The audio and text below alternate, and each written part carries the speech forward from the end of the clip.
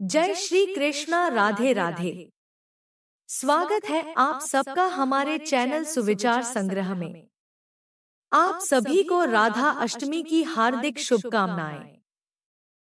भगवान श्री कृष्ण और राधा रानी की कृपा आप सभी पर सदा सर्वदा बरसती रहे, इसी शुभकामना के साथ आज की वीडियो का शुभारंभ करते हैं। हर साल भाद्रपद मास के शुक्ल पक्ष की अष्टमी तिथि को राधा अष्टमी का पर्व बड़ी श्रद्धा और उत्साह के साथ मनाया जाता है। यह दिन भगवान श्री कृष्ण की परम प्रिय सखी और अनन्य भक्त राधा रानी के जन्मोत्सव के रूप में जाना जाता है। राधा अष्टमी न केवल राधा कृष्ण के अटूट प्रेम की कहानी को बताती है, बल्कि भक्ति, समर्पण और आत्मिक शुद्धता का संदेश भी देती है। राधा अष्टमी का पर्व श्री कृष्ण के प्रति राधा रानी के निस्वार्थ प्रेम और भक्ति का उत्सव है। हिंदू धर्म में राधा और कृष्ण को एक दूसरे का पूरक माना जाता है। जहां कृष्ण भगवान के रूप में पूजे जाते हैं, वहीं राधा उनकी शक्ति और प्रेम की साकार मूर्ति है। मान्यता है कि राधा रानी की भक्ति के बिना श्री कृष्ण की पूजा अधूरी है। यही कारण है कि मंदिरों में राधा कृष्ण की जोड़ी की पूजा एक साथ की जाती है। राधा अष्टमी का दिन भक्तों के लिए अपनी भक्ति को गहरा करने और राधा रानी के प्रति अपनी श्रद्धा व्यक्त करने का अवसर होता है। सनातन शास्त्रों में निहित है कि राधा रानी द्वापर युग की समकालीन थी। उन्हें जगत के पालनहार भगवान कृष्ण की संगिनी भी कहा जाता है।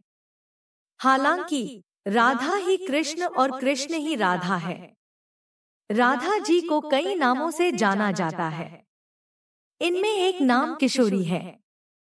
लेकिन क्या आपको पता है कि क्यों राधा रानी को किशोरी जी कहा जाता है? आइए इसकी कथा जानते हैं। ऋषि कहोड़ और सुजाता के पुत्र अष्टावक्र ने अष्टावक्र गीता की रचना की है। इस ग्रंथ के माध्यम से अष्टावक्र ने भक्ति, ज्ञान, वैराग्य और मुक्ति का वर्णन विस्तार पूर्वक किया है। हालांकि उनको यह ज्ञान विरासत से मिली थी। कहते हैं कि मां के गर्भ में रहने के दौरान अष्टावक्र को शास्त्र का ज्ञान हुआ था। इस दौरान अष्टावक्र ने अपने पिता को शास्त्र पर ज्ञान देने और गलत पाठन करने के लिए रोका भी था। यह सुन ऋषि कहोड़ गुस्से में आ गए थे। उस समय ऋषि कहोड़ ने सुजाता के गर्भ में पल रहे पुत्र को अष्ट रूप में पैदा होने का श्राप दे दिया। कालांतर में सुजाता के गर्भ से अष्टावक्र का जन्म हुआ था। अष्टावक्र ने शास्त्रार्थ के जरिए अपने पिता को जीवित किया था। एक बार की बात है कि अष्टावक्र बरसाने गए थे। वहां अष्टावक्र के रूप को देख सभी हंसने लगे थे। अपने ऊपर हंसने वाले लोगों को अष्टावक्र ने योग शक्ति के माध्यम से पत्थर बना दिया। इसी समय भगवान कृष्ण और राधा रानी भी उपस्थित थे। राधा रानी भी मुस्कुराने लगी। यह देख अष्टावक्र क्रोधित हो उठे। तब भगवान कृष्ण ने कहा कि एक बार राधा रानी के मुस्कुराने की वजह जान ले। जब अष्टावक्र ने राधा रानी से मुस्कुराने का औचित्य जाना, तो श्री जी बोली, मैं तो आप में जगत के पालनहार को देख मुस्कुरा रही हूँ। यह सुन अष्टावक्र प्रसन्न हो गए। उन्होंने राधा रानी को ताम्र किशोरी रहने का वरदान दिया। इसके लिए राधा रानी को किशोरी जी कहा जाता है। तो चलिए भक्तजनों, अब राधा अष्टमी की कथा को हम विस्तार से सुनते हैं और जानते हैं कि आखिर कृष्ण से विवाह करके भी क्यों 100 वर्षों तक वियोग सहती रही राधा रानी एक शाप के कारण भूलोक में क्यों नहीं रह पाई गोविंद के साथ। ब्रह्मवैवर्त पुराण और गर्ग संहिता में राधा रानी के विवाह का वर्णन मिलता है। इनमें लिखी कथाओं के अनुसार राधा रानी का विवाह रायान यानी अयान नाम के व्यक्ति के साथ हुआ था। राधा जी के पिता वृषभानु जी और अयान जी के पिता दोनों मित्र थे। वास्तव में राधा जी का विवाह जिस अयान के साथ हुआ था, वे राधा रानी की परछाई थी। जबकि राधा जी अपने वास्तविक स्वरूप में वृंदावन में श्री कृष्ण के साथ साथ थी, जहां राधा रानी और कृष्ण जी का विवाह स्वयं ब्रह्मा जी संपन्न करा रहे थे। लेकिन गोलोक में मिले एक शाप के कारण राधा जी को 100 वर्षों तक कृष्ण जी से दूर रहना पड़ा। आइए विस्तार से जानते हैं राधा रानी के विवाह की अद्भुत कहानी। ब्रह्मवैवर्त पुराण के अनुसार स्वयं श्री ब्रह्मा जी के द्वारा एकांत कानन में उनके विवाह कराए जाने का वर्णन मिलता है।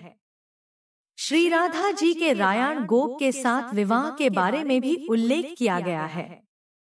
ब्रह्मवैवर्त पुराण की कथा के अनुसार श्रीदामा के शाप के कारण राधा रानी को गोलोक से पृथ्वी पर आना पड़ा था। इस कथा के अनुसार एक बार गोलोक में श्री कृष्ण अपनी दूसरी रानी विरजा के साथ घूम रहे थे। तभी राधा रानी वहां आ गई और वे कृष्ण से नाराज होकर उन्हें कुछ कटु वचन बोलने लगी।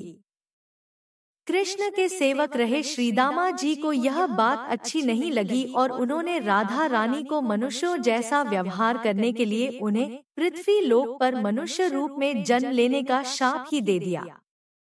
साथ ही कृष्ण से एक पल की दूरी सहन न करने वाली राधा रानी को 100 वर्षों तक कृष्ण से वियोग का शाप भी दे दिया। राधा रानी ने भी क्रोधित होकर श्रीदामा को पृथ्वी लोक पर शंखचूड़ नामक राक्षस बनने का शाप दे दिया। पृथ्वी लोक पर भाद्रपद माह के शुक्ल पक्ष की अष्टमी तिथि को राधा जी का अवतरण हुआ था।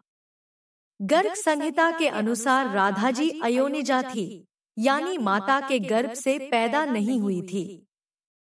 उनकी माता ने योगमाया की प्रेरणा से वायु को ही जन्म दिया, परंतु वहां स्वेच्छा से राधा प्रकट हो गई। 12 वर्ष बीतने पर उन्हें यौवन में प्रवेश करते देख माता पिता ने रायण गोप के साथ उनका विवाह निश्चित कर दिया। उस समय श्री राधा घर में छाया को स्थापित करके स्वयं को अंतर्धान हो गई। उस छाया के साथ उक्त रायण का विवाह हुआ। रायण जी के साथ राधा रानी की छाया का विवाह हुआ था। वहीं वास्तव में श्री राधा अपने वास्तविक रूप में वृंदावन में श्री कृष्ण के साथ थी। माना जाता है कि वृंदावन में श्री कृष्ण और राधा जी का विवाह ब्रह्मा जी ने कराया था। ब्रह्मवैवर्त पुराण के अनुसार श्री कृष्ण और राधा जी के विवाह में समस्त देवी देवता उपस्थित हुए थे। तब राधा जी का विवाह एक बार फिर से कृष्ण जी के साथ हुआ। हर युग में राधा रानी हमेशा ही कृष्ण के साथ विवाह करती रही हैं। ब्रह्मवैवर्त पुराण में इस बात का उल्लेख मिलता है कि राधा जी सांसारिक रूप से यानी पृथ्वी लोक में रायण जी की पत्नी बनकर जीवनयापन करेंगी, लेकिन यह उनका केवल छाया स्वरूप ही होगा। जबकि वास्तविक राधा कृष्ण जी के साथ विवाह करके एक समय बाद वापस गोलोक में लौट जाएंगी। लेकिन श्रीदामा के शाप के कारण राधा रानी और श्री कृष्ण का मिलन पृथ्वीलोक में नहीं हो पाएगा। यही कारण है कि मनुष्य रूप में जन्मी राधा रानी ने मनुष्य के भांति ही जीवनयापन किया और अपने मानव शरीर को त्याग कर गोलोक लौट गई। राधा रानी को भगवान श्री कृष्ण की नित्य अभिन्न रूपा सर्वेश्वरी मूल प्रकृति माना जाता है। साथ ही राधा रानी को समस्त देवी स्वरूपिणी जगत जननी श्री कृष्ण की परम आराधिका माना जाता है। सभी भक्त प्रेम से बोलिए हमारी प्यारी राधा रानी की जय। आइए अब श्रवण करते हैं श्री राधा रानी और श्री कृष्ण के प्रेम की मार्मिक कहानी का। राधा और कृष्ण के बीच पहले सांकेत स्थल और फिर बाद में वृंदावन में होती रही मुलाकात के कारण प्रेम जन्म लेने लगा था। बचपन का प्यार बहुत गहरा और निष्काम होता है। श्री कृष्ण उस वक्त 8 साल के और राधा 12 साल की थी। कहते हैं कि उस वक्त श्री कृष्ण को 2 ही चीजें सबसे ज्यादा प्रिय थी, बांसुरी और राधा। कृष्ण की बांसुरी की धुन सुनकर राधा के जैसे प्राण ही निकल जाते थे। कई जन्मों की स्मृतियों को कुरेदने का प्रयास होता था और वह श्री कृष्ण की तरफ खिंची चली आती थी। भगवान श्री कृष्ण से राधा पहली बार तब अलग हुई जब श्री कृष्ण वृंदावन छोड़कर बलराम के साथ कंस के निमंत्रण पर मथुरा जा रहे थे। तब उन्हें भी नहीं मालूम था कि उनका जीवन बदलने का वाला है। यह प्रेमपूर्ण जीवन अब युद्ध की ओर जाने वाला है। पूरा वृंदावन उस वक्त रोया था। राधा के लिए तो जैसे सब कुछ खत्म होने जैसा था। राधा के आंसू सूखकर जम गए थे। बस श्री कृष्ण राधा से उस वक्त इतना ही कह पाए कि मैं वापस लौटूंगा। लेकिन श्री कृष्ण कभी नहीं लौटे और मथुरा में वे एक लंबे संघर्ष में उलझ गए। बाद में उन्होंने रुक्मणी से विवाह कर लिया और द्वारिका में अपनी एक अलग जिंदगी बसा ली। जब कृष्ण वृंदावन से निकल गए तब राधा की जिंदगी ने एक अलग ही मोड़ ले लिया था। राधा का विवाह हो गया, लेकिन राधा श्री कृष्ण के विरह में जीती और मरती रही। राधा ने अपना दाम्पत्य जीवन ईमानदारी से निभाया और जब वे बूढ़ी हो गई तो उसके मन में मरने से पहले एक बार श्री कृष्ण को देखने की आस जगी।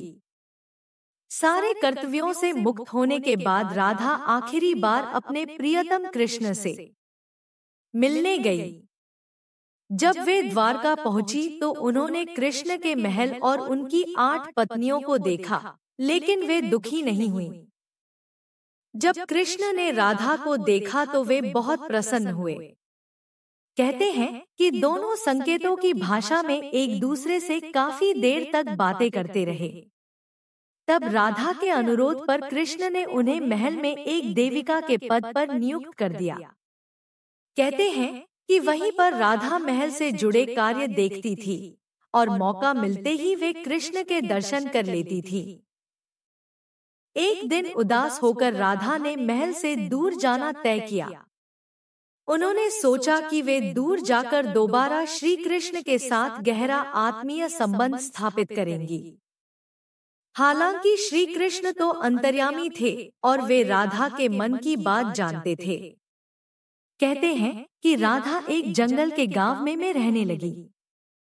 धीरे धीरे समय बीता और राधा बिल्कुल अकेली और कमजोर हो गई। उस वक्त उन्हें भगवान श्री कृष्ण की याद सताने लगी। आखिरी समय में भगवान श्री कृष्ण उनके सामने आ गए। भगवान श्री कृष्ण ने राधा से कहा कि वे उनसे कुछ मांग ले, लेकिन राधा ने मना कर दिया। कृष्ण के दोबारा अनुरोध करने पर राधा ने कहा कि वे आखिरी बार उन्हें बांसुरी बजाते देखना और सुनना चाहती हैं। श्री कृष्ण ने बांसुरी ली और बेहद सुरीली धुन में बजाने लगे। श्री कृष्ण ने दिन रात बांसुरी बजाई। बांसुरी की धुन सुनते सुनते एक दिन राधा ने अपने शरीर का त्याग कर दिया। कहते हैं कि श्री कृष्ण अपनी प्रेमिका की मृत्यु बर्दाश्त नहीं कर सके और उन्होंने बांसुरी तोड़कर झाड़ी में फेंक दी।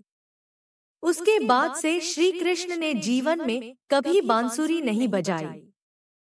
भक्तजनों, अगर आपको हमारे चैनल द्वारा उपलब्ध कराई गई जानकारी व यह कथा पसंद आई हो तो सुविचार संग्रह चैनल को लाइक, शेयर और सब्सक्राइब करें एवं बेल आइकन दबाना ना भूलें ताकि हमारे हर वीडियो की अपडेट आपको सबसे पहले मिले। हमारे साथ जुड़े रहें और भक्तिमय कथाओं का लाभ उठाते रहें। हमारा चैनल हमेशा यही प्रयास करता है कि आपके जीवन में सद्भाव, ज्ञान और सकारात्मकता बनी रहे। आपका जीवन शुभ, सफल और समृद्ध हो, यही सुविचार संग्रह की हार्दिक कामना है। धन्यवाद।